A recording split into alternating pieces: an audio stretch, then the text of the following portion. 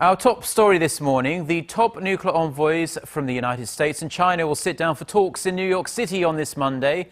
This follows a flurry of diplomatic activity in recent days between the key members of the six-nation talks aimed at denuclearizing North Korea. Hwang Sung-hee starts us off. China's chief nuclear envoy, Wu Dawei, will meet his U.S. counterpart, Glyn Davies, in New York Monday as they seek to jumpstart the long-stalled six-party nuclear talks.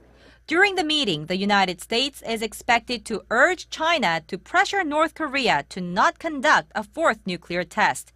The two are also expected to discuss ways to bring back the isolated nation back to the negotiating table. Wu is expected to debrief Davies on the results of his visit to Pyongyang last month, stepping up his efforts to resume the six-party talks. The multilateral denuclearization dialogue involving the two Koreas, the U.S., China, Japan and Russia, has been stalled since late 2008. But with Seoul, Washington, Beijing and Tokyo engaging in a flurry of diplomatic activity last week, anticipation about a possible resumption of the talks is growing.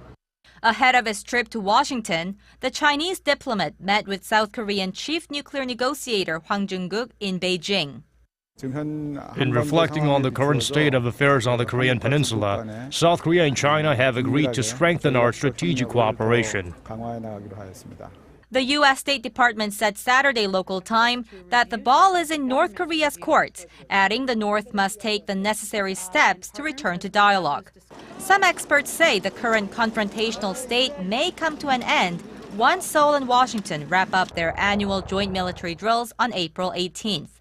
But others warn of another round of provocations by Pyongyang ahead of U.S. President Barack Obama's visit to Seoul and Tokyo at the end of this month.